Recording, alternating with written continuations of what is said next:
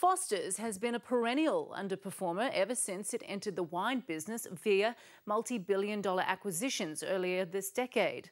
And it's the wine division which has once again let the group down. The grape glut, aggressive discounting and a higher dollar have all conspired against Foster's, which delivered a profit well short of expectations. And as Francis Bell reports, the beer division is now also causing management a headache or two. It's the world's second largest winemaker with a financial hangover to match. This is a challenging time in the wine industry. And whether you're a large public organisation or a small family business, the backdrop is the same. There is an oversupply of wine. The strong Australian dollar reduces international sales opportunities and impacts profitability in the total industry. It's against that backdrop that Foster's posted a first-half net profit of just under $356 million, down 13.5% on last year.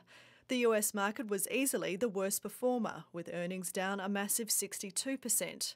The UK and Ireland on-premise trade has been similarly affected as the US, but made worse, if possible, by the severe oversupply position. Foster's doesn't expect the global grape glut to end anytime soon, and it predicts more Australian growers will leave their fruit on the vine this vintage. We've actively reducing our vineyard holdings, and to date we've sold 2/3 of the land we've identified as non-essential. Another contributor to the weaker result is the strong Australian dollar, which cut wine earnings by $83 million. The Winemakers Federation says Foster's isn't alone. The reality is that we've lost competitiveness just on the basis of the exchange rate to the tune of about 30% in the last 5 years. So we need to work through those issues. We need to make sure that the product we're putting into the marketplace is sustainable for wineries, for growers and for the whole value chain. And some analysts warn that the pain caused by the exchange rate will only get worse. Most analysts in the market are predicting parity, if not higher, for the Aussie dollar versus US, and that will have a negative effect on the stock.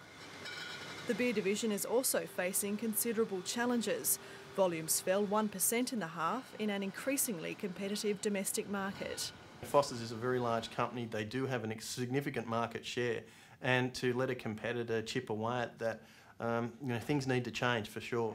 Ian Johnston says those changes are already underway with the structural separation of the wine and beer businesses last August. But he wouldn't be drawn on speculation. The group is now considering selling the wine business. And no options have been ruled in or out of the business. We are aware of what's being said in the broader market, but I can't influence or stop whatever speculation, and it sort of has a sense of almost days of your lives at times. The next challenge could come in the form of a new alcohol tax, which may form part of the government's response to the Henry Tax Review.